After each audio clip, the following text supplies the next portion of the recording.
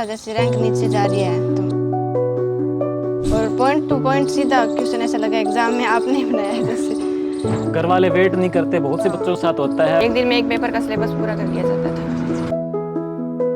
तो उसके बाद घर वालों ने कहा कि घर पे रहने से तो पढ़ाई होगी नहीं। लास्ट टाइम के अंदर किस प्रकार से मैनेज करके चलें सब्जेक्ट को और आपके फर्स्ट पेपर को आज के इस इंटरव्यू सेशन में। और आज का अपना जो इंटरव्यू सेशन एक प्रकार से हम यूँ कह सकते हैं कि अभी जस्ट 30 दिन बचे हैं सेकेंड ग्रेड एग्ज़ाम को लेकर के। तो उन स्टूडेंट्स के अंदर एक प्रकार से हम कह सकते हैं कि मोटिवेशन देने वाला प्रदान होगा, क्योंकि इस इंटरव्यू के अंदर हम आपका इंट्रोड्यूस करवाने जा रहे हैं वरिष्ठ अध्यापक परीक्षा 2025 के अंदर सुचित्रा जी सुतार का और मनीषा जी सुतार का जो 2024 का जो उन्होंने सेकेंड ग्रेड एग्ज़ाम दिया, उनके अंदर उनकी जो परफॉर्मेंस रही है। सुचित्रा जी ने मैथ सब्जेक्ट से और राजस्थान के अंदर 72 रैंक हासिल की है। तो इस वीडियो के माध्यम से हम जानेंगे अभी जो सेकेंड ग्रेड का एग्ज़ाम 2026 का होने जा रहा है, जिसको महज 30 दिन बचे हैं। तो 30 दिन के अंदर अपनी तैयारी को किस प्रकार से मैनेज करें, जो लास्ट टाइम की एग्ज़ाम स्ट्रेटजी इनकी कैसी रही थी, लास्ट टाइम के अंदर सब्जेक्ट को और फर्स्ट पेपर को कैसे मैनेज किया, ये सारी जानकारी अपनी मात्र छोटे से 15 मिनट के वीडियो में हम कंप्लीट करेंगे। तो सबसे पहले सुचित्रा जी, आपको बहुत बहुत बधाई हो। Thank you sir. और पूरे राजस्थान के अंदर मैथ एक बड़ा लेंथी सब्जेक्ट के बावजूद आपने 72 रैंक हासिल की है, तो उसके लिए ढेर सारी शुभकामनाएं आपको। Thank you sir. तो अपना जो वीडियो का आज का जो उद्देश्य वो ये है कि अभी एग्ज़ाम के अंदर 30 दिन बचे हैं, 10,000 सीटें हैं और आवाले में तो सीटें बहुत कम थी, सिर्फ 2,000 सीटें थी और उसमें भी आपने मैथ सब्जेक्ट अपने आप में बहुत ही शानदार परफॉर्मेंस किए हैं। तो लास्ट के 30 दिनों के अंदर बहुत सारे बच्चे अपने यूट्यूब के माध्यम से जुड़े हुए हैं, क्लासें लगा रहे हैं, टेस्ट दे रहे हैं। उन्होंने बहुत कुछ पढ़ भी लिया है, लेकिन कॉन्फिडेंस भी नहीं आ रहा, एग्ज़ाम में स्ट्रेस भी हो रहा है कि एक प्रकार से एंजाइटी भी हो रही है कि किस प्रकार से मैनेज करेंगे। लेकिन एक ऐसा चेहरा जिन्होंने एग्ज़ाम को फेस भी किया, अच्छा क्रैक भी किया और अच्छे परफॉर्मेंस दिए, टॉप रैंक हासिल की है। तो आपका ये इंटरव्यू, आपका एक मोटिवेशन उन बच्चों में भी एक नई ऊर्जा देने वाला होगा, क्योंकि 30 दिन बचे हैं। 30 दिन में किस प्रकार से अपने सब्जेक्ट को और जीके के फर्स्ट पेपर को लेकर के चलें। तो सबसे पहले आप बताइएगा कि आपकी जो तैयारी किस प्रकार से रही, ऑनलाइन के माध्यम से, ऑफलाइन के माध्यम से। उसके बाद अपने जानेंगे कि लास्ट टाइम के अंदर आपने दोनों सब्जेक्ट को किस प्रकार से मैनेज किया। तो आपका मेथड क्या रहा था? सर मैंने तैयारी मैथ्स की तो आधार क्लास से झुंझुनू से की थी। जी जी तकरीबन 11 महीने मुझे कोर्स में लग गए थे। जी जी। और जीके भी वहीं से की थी, लेकिन साथ में मैंने ऑनलाइन जैसे आपकी शाब्दी की जो करंट अफेयर्स है, जी जी, आपकी इकोनॉमिक्स की शॉर्ट इकोनॉमिक क्लास पिछली बार आपने डाली थी खूब सारी। तो बहुत ही अच्छा मटेरियल था और पॉइंट टू पॉइंट सीधा क्वेश्चन ऐसा लगा एग्जाम में आपने बनाया है जैसे। और फिर मैंने सर कलाम की टेस्ट सीरीज ज्वाइन की। अच्छा, लास्ट टाइम में टेस्ट सीरीज ज्वाइन की आपने कलाम की, ठीक है जी।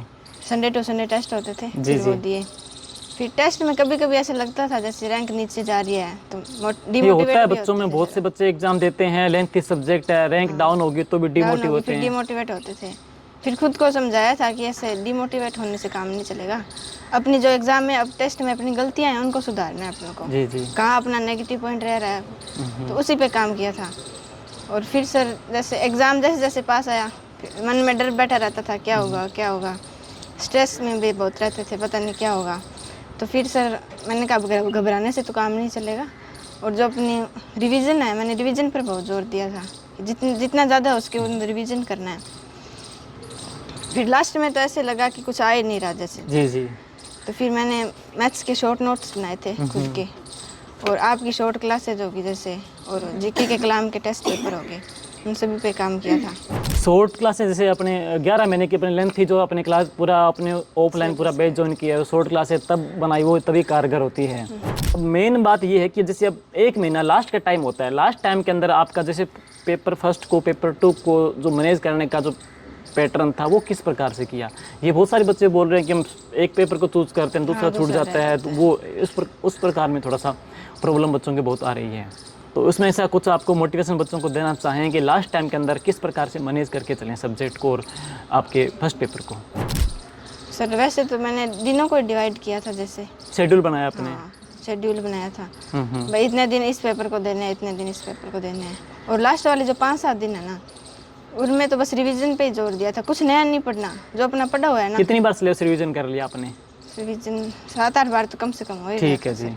और लास्ट वाले जो 4-5 दिन थे ना, उनमें तो बस स्पीड खींच देनी है, जैसे रिवीजन ही करना है। रिवीजन करना है, ठीक है। तो लास्ट वालों में तो एक दिन में जैसे ये सब्जेक्ट निकाल दिया, अच्छा। तो दूसरे दिन में ये निकाल दिया, इस हिसाब से था सर। ठीक है जी, ठीक है। सुचित्रा जी का जो गांव है वो श्री गंगानगर ज़िले के सूरतगढ़ के पास में 22 जीबी गांव है और वहाँ से बिलोंग रखते हैं। और मैं बैकग्राउंड की बात करेंगे, परिवार की बात करेंगे, तो थोड़ा उनके बारे में बता दीजिए, आपका क्या आपकी सफलता, उनका योगदान रहा है परिवार का, दादाजी का, पिताजी का। जी सर 12th मेरे जैसे विजयनगर देवेंद्र बाल भारती से कंप्लीट हुई थी। जी जी। तो उसके बाद घर वालों ने कहा कि घर पे रहने से तो पढ़ाई होगी नहीं, बच्चों को बाहर तो भेजना ही पड़ेगा। फिर हमें सूरतगढ़ भेज दिया जी। वहाँ टैगोर कॉलेज से हमारी टैगोर कॉलेज से, ठीक है जी। ग्रेजुएशन कंप्लीट हुई और टैगोर वुमेन बीएड कॉलेज है, वहाँ से मैंने बीएड कर ली। ठीक है जी। फिर उसके बाद मैथ की यहाँ पे कोई ढंग की कोचिंग थी नहीं। जी हाँ, मैथ की कम है सोर्स। हाँ बिल्कुल ही।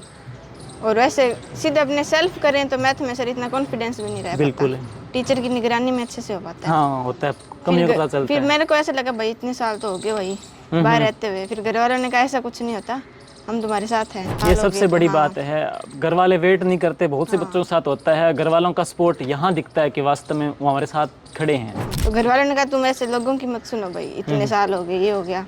फिर इन्होंने कहा आपको झुंझुनू भेज देते हैं, बेड़ा सर है वहाँ पे। अच्छा, बेड़ा सर। मैथ का बहुत अच्छा कोर्स जी हाँ, अच्छा नाम, बहुत शानदार, मैथ में एक चलता है जी, झुंझुनू से जी।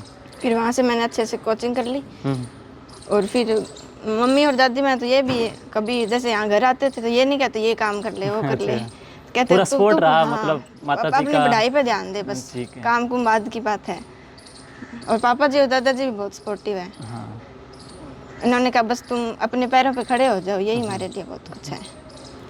तो 2 संदेश अगर बच्चों को देना चाहें तो? मैं तो बच्चों को यही कहूँगी कि लास्ट टाइम में आपको घबराना बिल्कुल भी नहीं है और अपनी मेहनत पर विश्वास रखें, क्योंकि आपने जो मेहनत की है ना उसका फल आपको ज़रूर मिलेगा।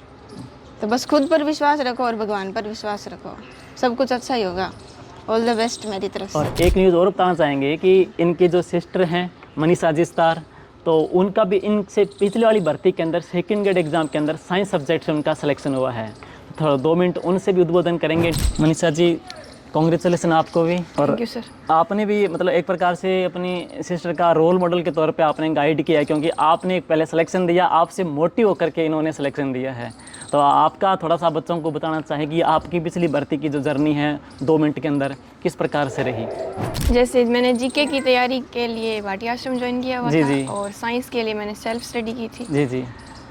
क्योंकि यहाँ पे इतना कोई सोर्स नहीं है। सोर्स नहीं है साइंस मैथ का, जैसे बता रहे हैं कि अपने एरिया में है नहीं इतने। और जीके के लिए, करंट अफेयर के लिए मैंने राकेश जहांगीर सर की बुक्स पढ़ी थी, इकोनॉमिक्स के लिए इनकी क्लासेस लगाई थी। और लास्ट टाइम में जैसे कि मोस्टली प्रॉब्लम बच्चों की आती है, जैसे साइंस भी सब्जेक्ट आपका मैथ की तरह लेंथी है, तो अगर अपने साइंस बच्चे जुड़े हुए हैं तो थोड़ा वो बता दीजिए कि अंतिम समय में सब्जेक्ट को और फर्स्ट पेपर को मैनेज करने का आपका जो शेड्यूल था वो किस प्रकार से रहा था? शेड्यूल यही था कि सिलेबस को डिवाइड कर लिया था, यूनिट वाइज डिवाइड किया हाँ, आपने? जैसे 4-5 दिनों में इतना सिलेबस करना है, 2-4 दिनों में ये करना है। और लास्ट टाइम तो ये होता था कि एक दिन में मतलब एक पेपर तैयार हो जाता था, एक दिन में एक पेपर का सिलेबस पूरा कर लिया जाता था। Thank you.